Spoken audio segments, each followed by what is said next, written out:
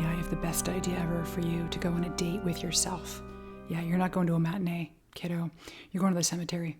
You are going on a date with death.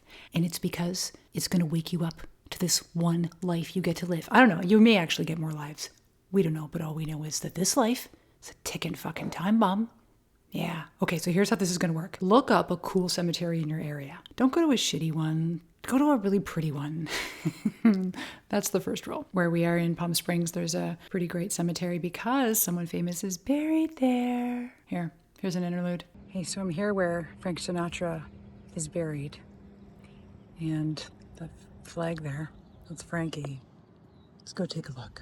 It's a nice day, right? Being outdoors, trees, and then, yeah, sleep warm, Papa. That's what they said for Frankie. It's also kind of sad that the button says start spreading the news because he's not spreading much these days. Okay, so kind of a weird, funny thing. When my book came out, I went and put a copy on his tombstone. And I don't believe he's made much headway reading it. And you'll notice that there's a little tiny bottle of Jack Daniels, and I did not put it there. I would have given him something way higher quality than JD. So back to your date with yourself. You could go on a date with someone else. The husband took me on my birthday this year for a romantic date at the Hollywood Forever Cemetery. And look what we found. It was very cool to see, obviously, all the dead people, but look, peacocks, actual peacocks, and then another peacock. Look, you got to look closely at his little feathers. Peacocks love death. Apparently. When I was in Halifax, I went with my friend Leslie to the Titanic gravesite.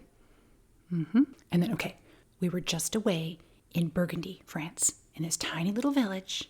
And while I was on a bike ride, we come across the coolest ever tiny little cemetery. After biking for like 20 minutes, I thought I needed a plot in that cemetery. But we go in, because it was open to the public. I mean, anybody can go in and grieve. There I am standing there, weirdly doing like a Vanna White. But look how cool it is. And I know what you want to know. What's my favorite gravestone? I found one, because this is the whole point. Here it is. It's ridiculously old and it's fabulously designed. And it's this woman, Alice Fermoche, or how do you say it? Alice Fermoche? Fermoche? God damn it. And she died when she was 22 years old in 1918.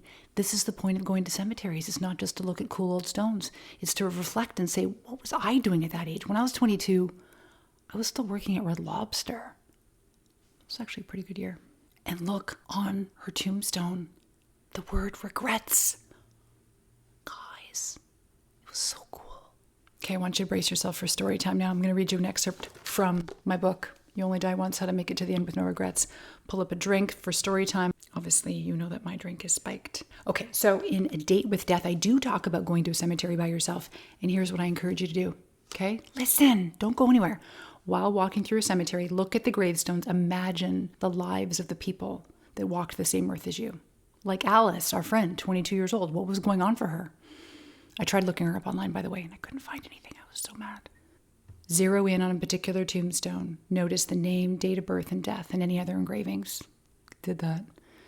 Imagine a day in their shoes, what their hopes, dreams, and longings might have been. Imagine what they felt like near the end, what they might have been proud of, and what they might have wished they'd done differently. Apparently, Alice had regrets. Spend as much time as you realistically can on this. I encourage a minimum of 15 minutes in the cemetery to really be fully present.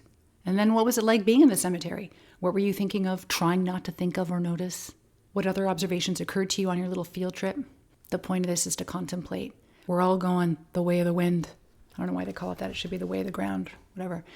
We're doing it. We're going there. So go get present with it. Go find a beautiful resting place where others have been laid to rest, and imagine not only that you're going to go there, that's not the point, but what do you want to do with your life so that before you get there, you arrive, as Hunter S. Thompson said, skidding in broadside like a cloud of smoke, thoroughly used up, totally worn out, loudly proclaiming, wow, what a ride.